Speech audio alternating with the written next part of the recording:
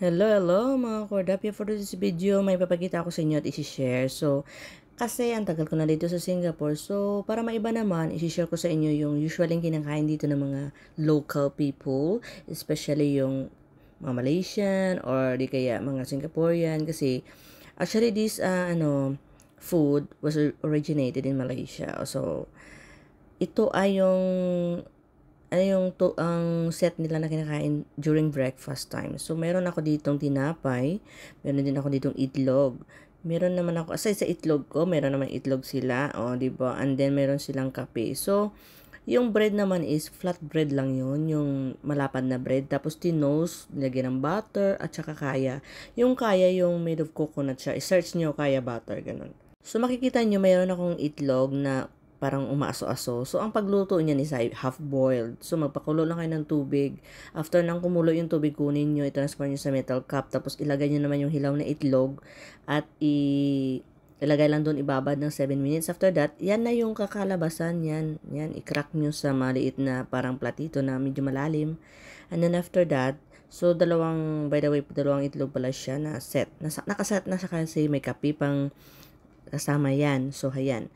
So, nag-order ako ng coffee with milk, of course. And then, after that, so, ikakarak natin yung isang itlog pa kasi dalawa yan set. So, ayan. Medyo mainit nga lang. So, sa akin, kinuha ko na kagad. Pero, kaya nga may medyo puti-puti siya na kinuha ko. Kasi kinuha ko, alas yung mga 5 minutes lang siguro. So, 7 minutes maximum, ganun.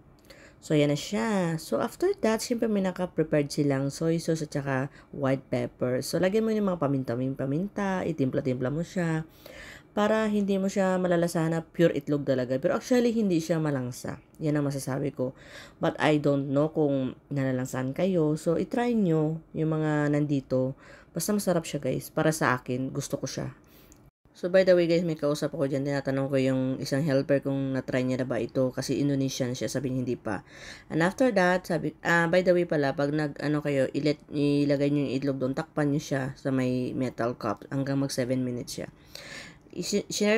Sinare ko ito kasi ito yung pinakaunang pagkain na inintroduce sa akin ng dati kong amo na Singaporean. Ito yung unang-unang breakfast na natikman ko. Pangalawa yung bihon. Yung bihon naman nila, kakaiba yung pagluto nila. So anyway, at saka unti-unti ko itong na-appreciate na ay masarap pala siya, no? Parang busog ka na, hindi ka na magsasnack, ganun. So, ayan, itry nyo yung mga local foods kayo dito sa Singapore. So, masarap siya, healthy, mura pa. Noon mura, pero mura pa rin siya kaysa normal na mga pagkain na tinitinda. Tapos, nag-order ako ng coffee with milk. So, set yan. So, for $5. Yan. So, para maubos na, higupin na natin yan maya-maya. Para maubos na. Yung bihon naman nila na pagkain, iba yung pagkaluto nila. Separate yung mga gulay, mga veggie. Tapos saka pag bumili ka, yun mix lang nila. So, magkaiba yung pagluto nila sa the way natin. So, ayan. For impyerni, masarap. Tapos yung kaya butter is masarap din kasi yung parang iba yung mga peanut butter. Ito naman kaya butter. So, iba siya. So, i-try nyo guys and you will know if you appreciate it. Bye!